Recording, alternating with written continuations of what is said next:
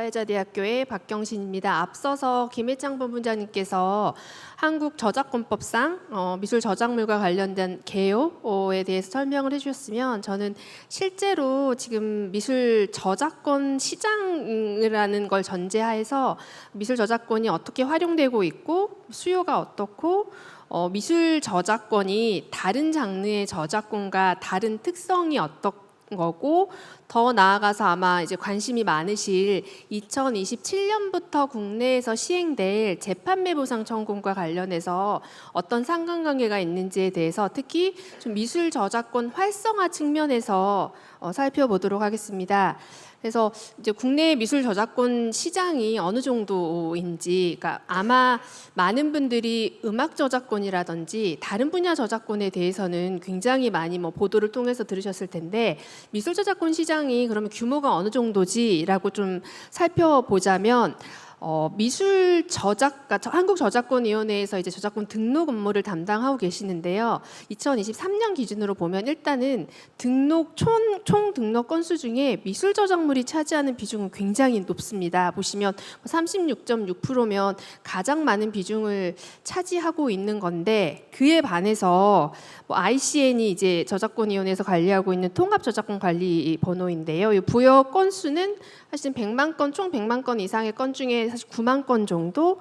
특히 이제 온라인상 저작물 이용 허락을 조금 활성화하기 위한 취지에서 도입된 이 저작권 라이센스 통합 관리 시스템 같은 경우는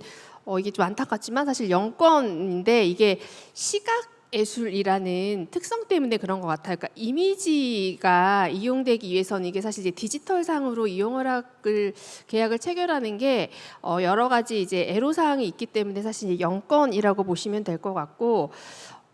뒤에서도 설명드리겠지만 우리 저작권법은 사실 이제 오늘 해외에서 오신 여러 기관들에서 오셨는데, 해외 저작권법이랑 이 미술 저작권 관리 측면에 조금 다른 체계를 가지고 있습니다.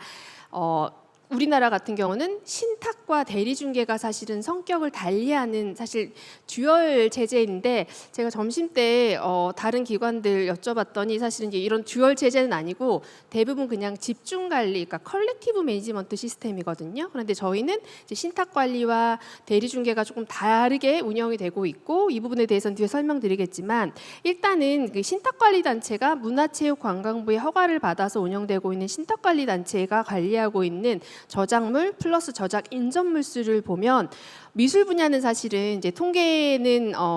수치는 없고, 어문, 뉴스, 음악, 방송, 공공, 영화 이 주요 분야에서 사실 굉장히 꾸준히 상승하는 추세로 보시면 될 것 같습니다. 그리고 이렇게 저작권 신탁관리단체를 통해서 징수되는 사용료, 그리고 보상금 같은 경우는 이제 법정 보상금이라 그래서 일정한 경우 허락 없이 보상금을 지급을 하고 저작물이나 저작 인접물을 이용할 수 있도록 하는 제도인데, 보상금 징수 액수는 조금 감소하긴 했습니다. 앞서서 말씀드린 것처럼 사실 이제 미술 분야 같은 경우는 이 통계 수치가 정확하게 사실 잡히지 않는 한계가 있는데, 그렇다 보니까 미술 분야의 저작권 사용료 징수액이라든지 분배액에 대한 별도 집계 통계치는 없다라고 보시면 될 것 같고, 다만 국내에서 미술 분야에 있어서 신탁관리단체로 허가를 받아서 활동하고 있는 문화예술저작권협회를 통해서 징수 분배되는 보상금, 수업 목적, 교과서 등의 보상금 액수에 미술이나 사진 분야의 보상금이 포함된 것으로 추정할 수 있을 것 같습니다. 방금 설명드릴 것처럼 국내 같은 경우는 미술 저작권 시장 현황을 신탁관리 현황과 대리중개 현황을 좀 나눠서 살펴봐야 될 것 같은데요. 국내에서 지금 신탁관리단체로 허가받아서 활동하고 있는 기관들이고, 그중에서 한국문화예술저작권협회가 그러니까 미술 분야뿐만 아니라 사실 이제 어문이라든지 다른 분야의 장르의 저작물을 이제 신탁 관리하고 있는데,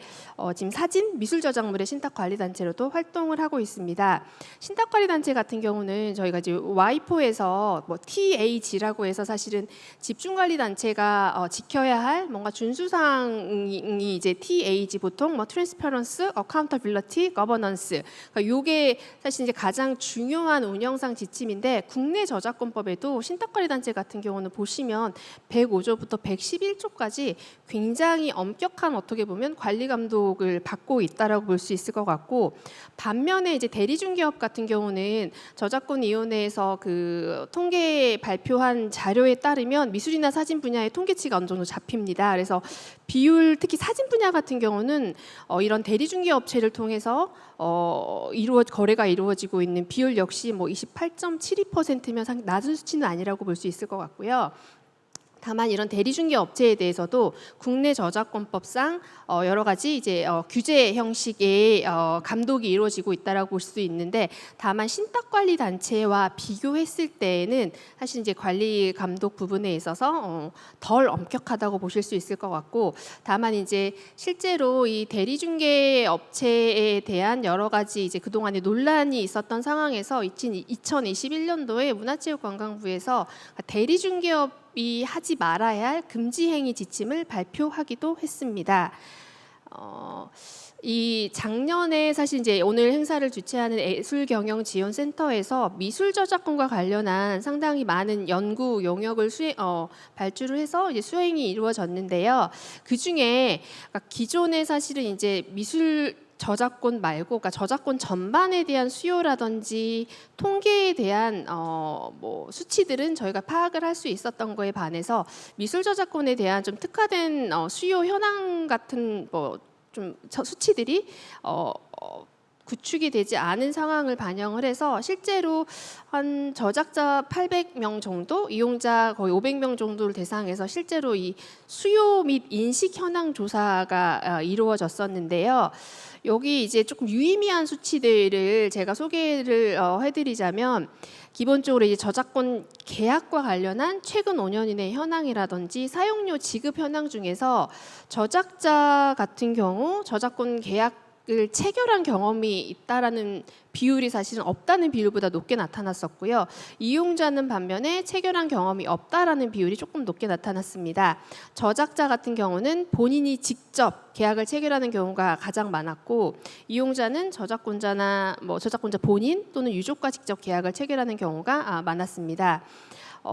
양도, 저희가 이제 저작권 계약이라고 할 때는 저작 재산권 양도와 저작물 이용 허락 계약으로 크게 나눠볼 수 있는데, 저작자, 이용자 모두 저작물 이용 허락 계약 체결 비율이 높게 나타났고, 특히 이게 이제 미술이라는 장르 때문에 이용 허락 계약 같은 경우도 전시와 관련된 경우가 가장 비율이 높았습니다. 사용료 지급 현황과 관련해서는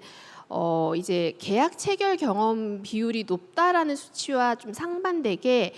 사용료를 수령한 경험이 없다라는 비율이 높게 나타났습니다. 이게 이제 무상 이용이 그만큼 많다라는 걸로 볼 수 있을 것 같은데요. 반면에 상품을 제작한, 요즘 뭐 아트 상품이나 굿즈의 형태로 미술 저작물들이 많이 활용이 되고 있는데, 상품 제작, 출판 관련해서는 사용료 수령 경험이 높게 나타났습니다. 이용자 입장에서도 마찬가지로 상품 제작 계약에서 사용료 지급한 경험이 높다라고 조사됐습니다. 저작권 사용료 산정 같은 경우는 대부분 저작자 같은 경우는 계약 상대방이 산정한 방식에 따른다는 비율이 높게 나타났고, 이용자 같은 경우는 저작권자 협의를 통해서 결정하는 비율이 높게 나타났습니다. 결국 이게 이제 사용료 기준이 없다라는 게 저작자나 이용자 모두가 답변한 이제 가장 큰 애로사항으로 조사가 됐고, 미술 분야 신탁관리 단체의 필요성 같은 경우도 저작자나 이용자 모두 필요성에 대해서 인식이 높은 걸로 조사됐고, 27년부터 시행될 이제 재판매 보상 청구권과 관련해서 미술진흥법상 재판매 보상 청구권은 우리 같은 경우 이제 강제적 집중 관리다 보니까 개인이 행사할 수 없고, 결국은 단체, 그러니까 정부에서 지정한 단체를 통해서 행사를 해야 되는데, 이제 이럴 경우에 재판매 보상 청구권 관리를 미술 분야 저작권 신탁관리 단체가 함께 하는 것이 적절하다고 응답한 비율이 높게 나타났습니다. 그래서 저희가 이 수요 조사 결과를 보면 크게 좀 시사점을 도출할 수 있는 게 2차적 저작물 사용 작성 관련한 사용료 기준 마련 필요성이 굉장히 크고, 또 한편으로 이 미술 저작권 신탁 관리를 통한 미술 저작권 활성화 방안에 대한 논의가 조금 심도 있게 이루어져야 된다라고 볼 수 있을 것 같습니다. 이 앞서서 작년에 예술경영지원센터가 미술저작권에 관련해서 굉장히 깊이 있는 연구들을 많이 진행을 했는데 그 중에 하나가 이제 미술 분야 저작권 신탁관리 기반 구축 방안이라는 연구이고 이 연구의 일환으로 전문가 FGI가 진행이 됐었는데요. 전문가 이 FGI를 통해서 도출된 여러 가지 논의 사항들이 슬라이드가 한 장이 빠졌는데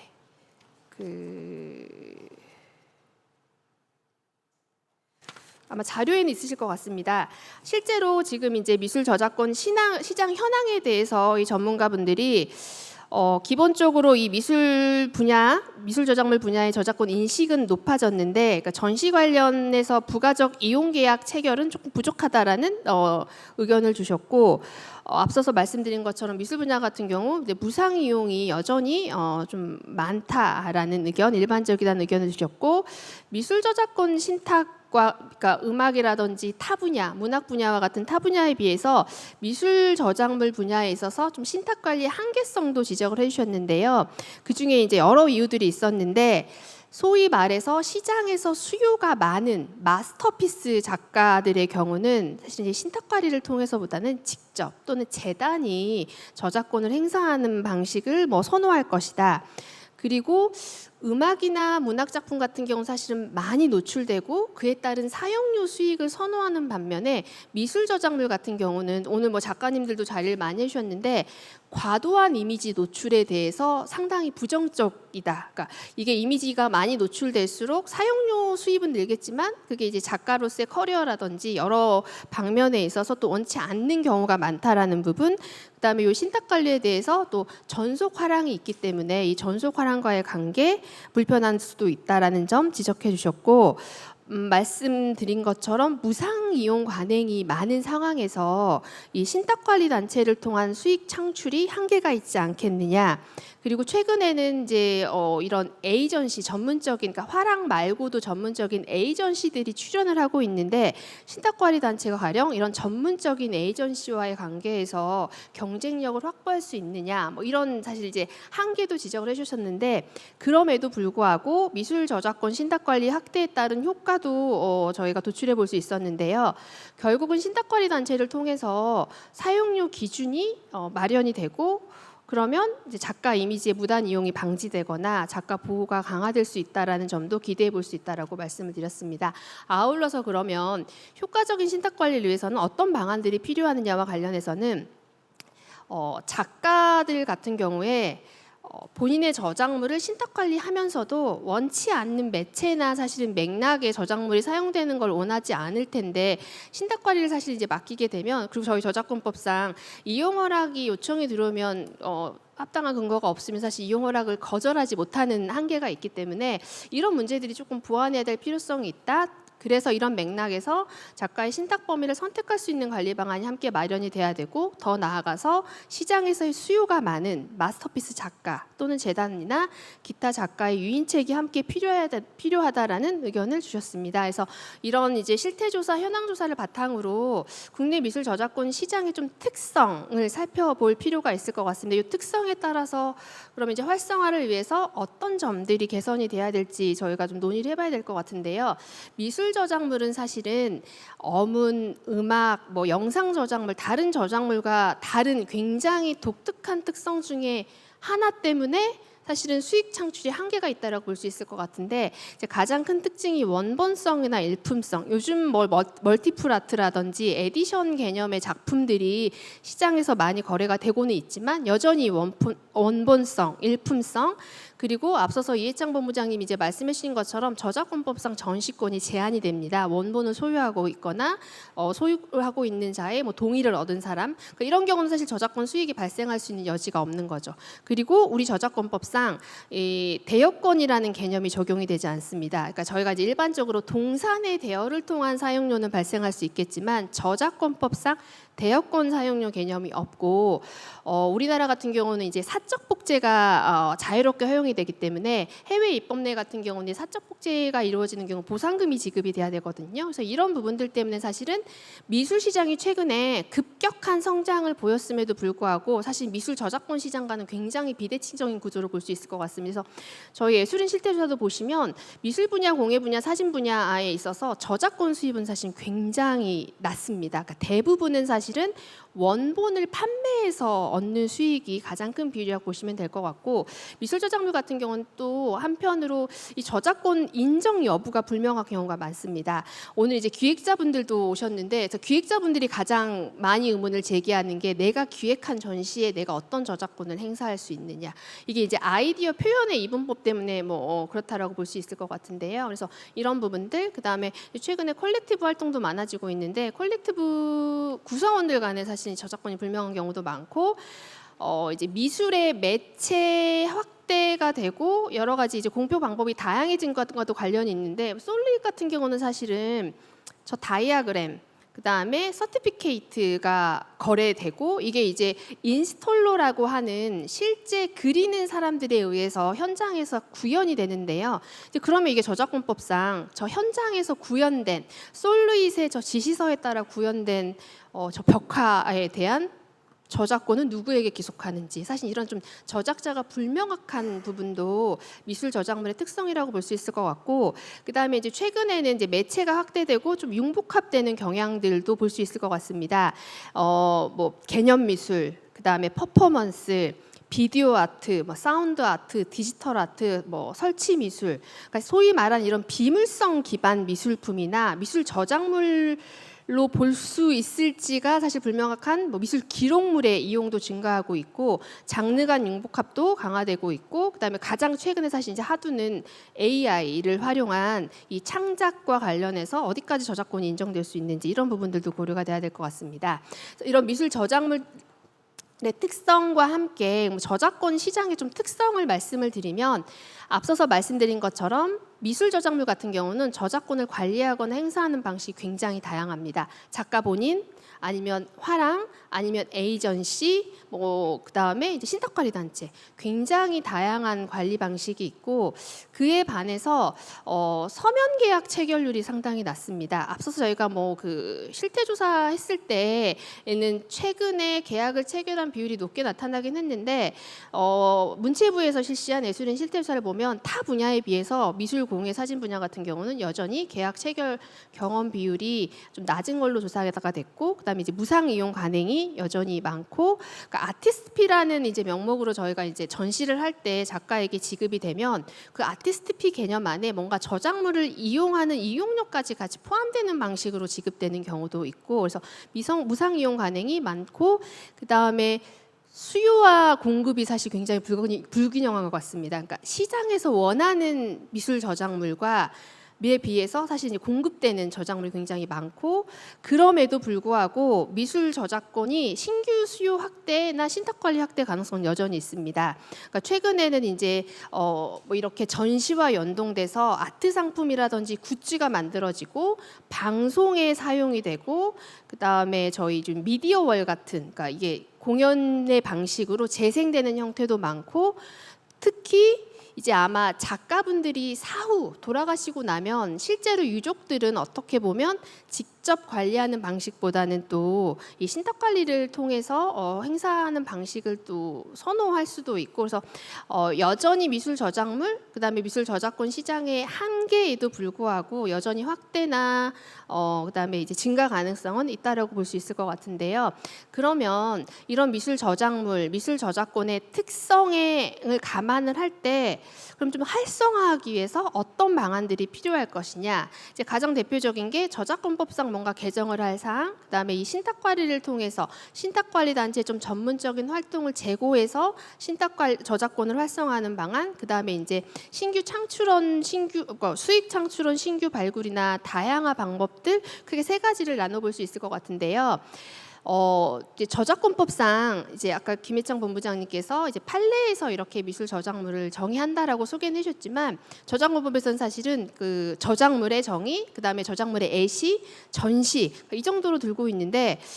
정의 규정은 없습니다. 미술 저작물이 뭐고 전시라는 게 뭐고 그에 반해서 미술진흥법 같은 경우는 미술, 미술품, 미술 기록물, 미술 전시 자세하게 지금 정의를 해놓고 있거든요. 그래서 지금 현재로서는 사실은 저희가 판례를 통해서 법원에서 미술 저작물을 이렇게 해석을 하고 전시를 이렇게 해석하고 그러니까 이런 해석 기준을 따를 수 있는데 방금 설명드린 대로 미술진흥법이 제정이 됨으로써 이게 이제 양 법상 물론 제정 취지, 입법 취지가 다르고 적용 대상이 다를 수도 있지만 중복되는 상황에서 중첩되게 적용될 수밖에 없는 상황에서 사실은 현장에서의 오해가 많이 발생을 할 수가 있습니다. 시사학에서 오신 벤자민도 그 문제를 지적을 해주셨는데 미술진흥법에 있는 정의가 저작권법에 있는 미술 저작물 정의가 없기 때문에 게다가 최근에 에디션, 멀티플 아트의 형태로 저작물들이 이제 만들어지는데 이게 이제 시장에서는 다 미술품 저희가 그 호크니의 판화를 복제본이라고 생각하지 않으시잖아요. 그래서 이런 이제 시장에서의 뭔가 이 양태들을 감안을 해서 저작물, 미술 저작물에 대한 정의나 전시권에 대한 정의가 있어야 되지 않느냐라는 좀 논의를 조금 해봐야 될 것 같고 한편으로 또 저희가 저작권법상 앞서 설명드린 것처럼 대여권이 미술 저작물에는 인정이 되지 않습니다. 권리 소진의 원칙에 의해서 한 번 판매 등의 방법으로 거래에 제공이 되면 소유한 자가 사실 자유롭게 대여할 수가 있거든요. 그래서 저희 저작권법에서 이 대여권의 적용 대상에 미술 저작물이 빠져 있기 때문에 실제로 이 추구권 도입 논의와 관련해서도 작가분들이 이 대여권에 대한 뭔가 도입 부분의 필요성은 많이 제기를 해주셨어요. 그런데 한편으로 대여권이 도입이 되기 위해서는 또 여러 가지 사항을 고려를 해야 됩니다. 이게 이제 시장에 미치는 영향, 또 한편으로 미술 저작물의 특성상 이 소유권자의 이익, 공공의 이익 이런 것들을 조금 감안을 해서 도입 여부를 좀 신중하게 고려를 해야 될 것 같고요. 한편으로 미술저작권 지금 신탁관리단체의 전문적 활동과 관련해서는 미술진흥법이 제정된 사항을 고려를 해야 될 것 같습니다. 특히 미술진흥법상 재판매 보상 청구권이 도입이 됐는데요. 이 부분은 저희가 뒤 세션에 자세히 설명을 해줄 것 같고 그래서 결국은 미술저작권 신탁관리는 저작권법상 적용 재판매 보상 청구권 집중 관리는 미술진흥법이라는 각각의 다른 법률의 규정에 적용을 받지만 그럼에도 불구하고